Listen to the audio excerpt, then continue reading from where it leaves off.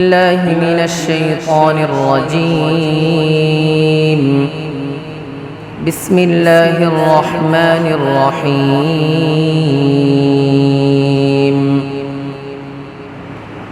الله لا إله إلا هو الحي القيوم لا تأخذه سنة ولا نوم له ما في السماوات وما في الأرض من ذا الذي يشفع عنده إلا بإذنه يعلم ما بين أيديهم وما خلفهم ولا يحيطون بشيء من علمه إلا بما شاء وسع كرسيه السماوات والأرض ولا يؤوده حفظهما وهو العلي العظيم. صدق الله العظيم وصدق رسوله النبي الأمي الأمين الكريم ونحن على ذلك لمن الشاهدين والشاكرين والحمد لله رب العالمين. سبحانك لا علم لنا إلا ما علمتنا إنك أنت العليم الحكيم.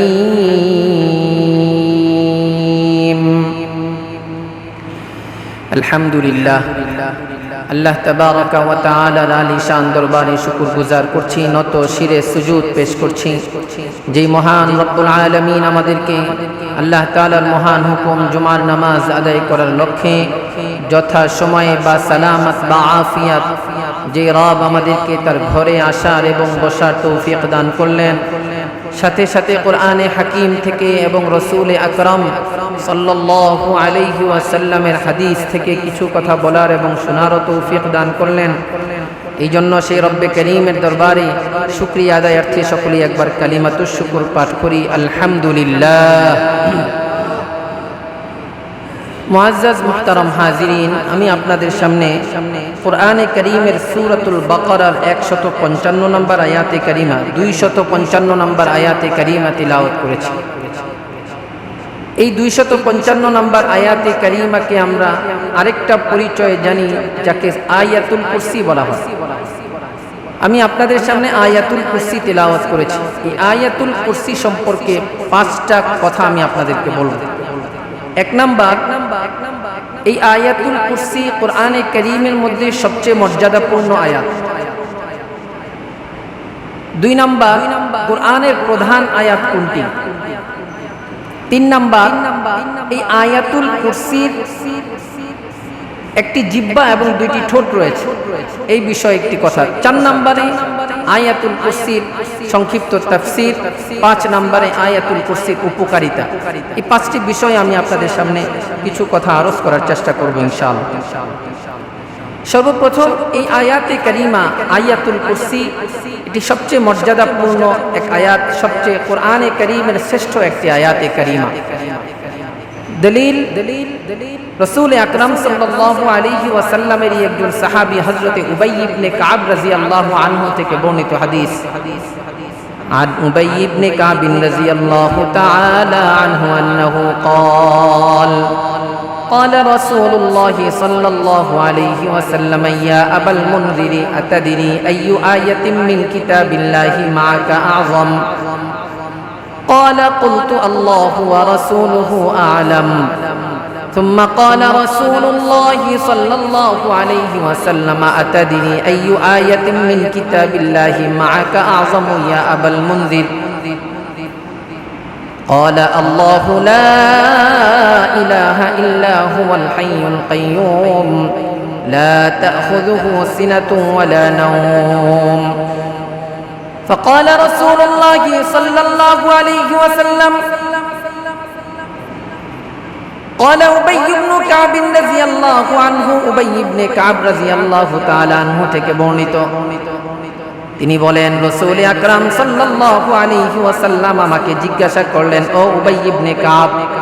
তোমার কাছে কোরআনে কারীমের কোন আয়াতটিকে সবচেয়ে মর্যাদাপূর্ণ আয়াত বলে মনে হয় উবাই ইবনে কাব রাদিয়াল্লাহু আনহু বলেন আল্লাহ এবং আল্লাহর রাসূলই ভালো জানেন আল্লাহর নবী আবার উবাই ইবনে কাবকে জিজ্ঞাসা করলেন ও উবাই ইবনে কাব আতাদরি আইয়ু আয়াতিন মিন কিতাবিল্লাহি মা কাযম কোন আয়াতে কারীমাটি তোমার কাছে সবচেয়ে মর্যাদাপূর্ণ বলে মনে হয় দ্বিতীয়বার যখন উবাই ইবনে কাবকে প্রশ্ন করা হইল প্রথমবার প্রশ্ন করেছেন বলেছেন ইয়া রাসূলুল্লাহ আল্লাহ এবং আল্লাহর রাসূলই ভালো জানেন দ্বিতীয়বার আবার যখন প্রশ্ন করলেন এখন উবাই ইবনে কাব রাদিয়াল্লাহু আনহু বলেন এই আয়াতে কারীমা ইয়া রাসূলুল্লাহ ইয়া হাবিবাল্লাহ আমার কাছে কোরআনে কারীমের সবচেয়ে মর্যাদাপূর্ণ আয়াত বলে মনে হয় সূরাতুল বাকারার 255 নম্বর আয়াতে কারীমা এই আয়াতুল কুরসিকে قال উবাই ইবনে কাব রাদিয়াল্লাহু আনহু বলেন فضرب في صدري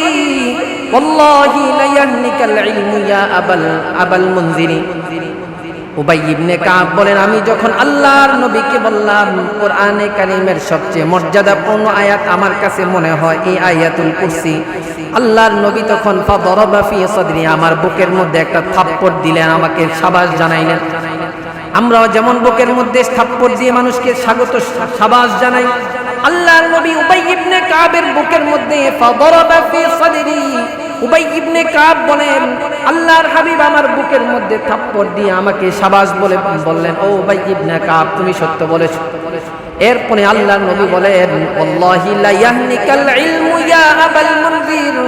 ও উবাই ইবনে কাব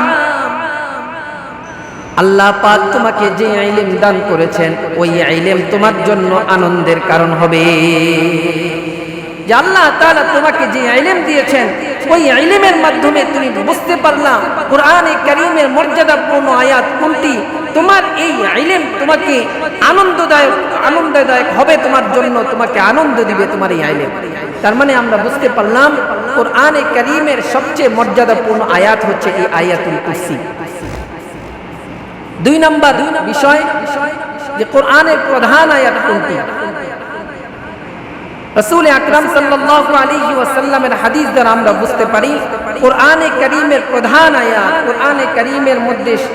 আয়াতের মধ্যে নেতা আয়াত হচ্ছে এই আয়াতুল কুরসি دليل عن أبي هريرة رضي الله تعالى عنه أنه قال قال رسول الله صلى الله عليه وسلم لكل شيء سنام وإن سنام القرآن سورة البقرة وفيها آية وهي سيدة آي القرآن وهي آية الكرسي হযরত আবু হুরায়রা রাদিয়াল্লাহু আনহু থেকে বর্ণিত তিনি বলেন রাসূল আকরাম সাল্লাল্লাহু আলাইহি ওয়াসাল্লাম বলেন প্রত্যেকটা বিষয়ের একটা সর্বোচ্চ স্থান রয়েছে ঘরের একটা সবচেয়ে মর্যাদাপূর্ণ স্থান থাকে অফিসের মধ্যে সকল চেয়ারগুলো এক মানের না সকল চেয়ারের মধ্যে একটা দামি চেয়ার থাকে একটা সর্বোচ্চ পর্যায়ের একটা আসন থাকে মসজিদের মধ্যেও একটা দামি জায়গা থাকে অর্থাৎ প্রত্যেকটা বিষয়ের একটা মর্যাদাপূর্ণ স্থান থাকে আল্লাহর রাসূল বলেন কোরআনে কারীমের মধ্যে সবচেয়ে মর্যাদাপূর্ণ স্থান হইল মর্যাদাপূর্ণ আয়াতগুলো হইল সবচেয়ে মর্যাদাপূর্ণ সূরা হইল সূরাতুল বাকারা وفيها آية এই আয়াত সূরা বাকারার মধ্যে একটি আয়াতে কারীমা রয়েছে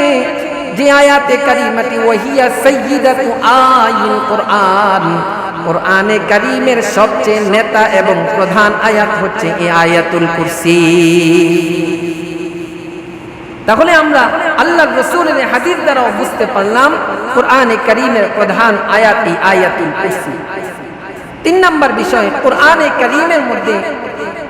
যেই মর্যাদাপূর্ণ আয়াত এবং প্রধান আয়াত আয়াতুল কুরসি এই আয়াতুল কুরসি দুইটা ঠোঁট এবং একটা জিহ্বা রয়েছে একটা জবান রয়েছে قال رسول الله صلى الله عليه وسلم إن لها لسانا وشفتين تقدس الملك عند ساق العرش রাসূল আকরাম সাল্লাল্লাহু আলাইহি ওয়াসাল্লাম বলেন আয়াতুল কুরসির একটা জিহ্বা এবং দুইটা ঠোঁট রয়েছে তুকদ্দিসুল মালিকা ইনদা সাকিল আরশি এই দুইটা ঠোঁট আর একটা জবান দিয়া জিহ্বা দিয়ে আয়াতুল কুরসি কি করে এই আয়াতুল কুরসি তার ঠোঁট এবং জিহ্বা দ্বারা সর্বদা আল্লাহ পাকের প্রশংসা করতে থাকে বলেন না সুবহানাল্লাহ 4 নম্বর বিষয় এই আয়াতুল কুরসির সংক্ষিপ্ত তাফসীর আল্লাহু লা ইলাহা ইল্লা হুয়াল হাইয়ুল কাইয়্যুম আল্লাহু লা ইলাহা ইল্লা হু এই আয়াতে কারিমার তরজমা আল্লাহু লা ইলাহা ইল্লা হু আল্লাহ তাআলা ছাড়া আর কোনো ইলাহ নাই আল্লাহ তাআলা ছাড়া পৃথিবীতে আর কোনো ইলাহ কোনো মাবুদ নাই ইলাহ কাকে বলা হয় যার ইবাদত করা হয় তিনি হচ্ছে ইলাহ যিনি আমাদের সৃষ্টিকর্তা তিনি হচ্ছেন ইলাহ অর্থাৎ আল্লাহ তাআলা ছাড়া আমাদের আর কোনো সৃষ্টিকর্তা নাই আল্লাহ তাআলা ছাড়া আমাদের আর কোনো ইলাহ নাই আল্লাহ তাআলা ছাড়া আমাদের ইবাদত করার উপযুক্ত আর কেউ নাই যদি আল্লাহ ছাড়া আর কোনো ইলাহ থাকতো তাহলে আমাদের সমস্যাটা কি হইতো দুইটা ঘটনা দুইটা আয়াতে কারিমা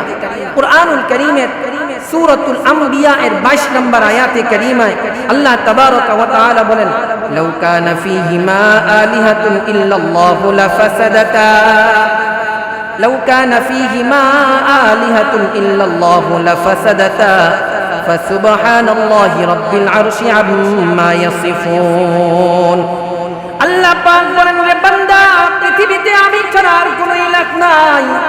আমি আল্লাহ তাআলা একমাত্র ইলাহ আমি আল্লাহ তাআলা একমাত্র খালেক আমি আল্লাহ তাআলা একমাত্র মাবুদ যদি পৃথিবীতে আমি আল্লাহ ছাড়া আরো কোনো ইলাহ থাকতো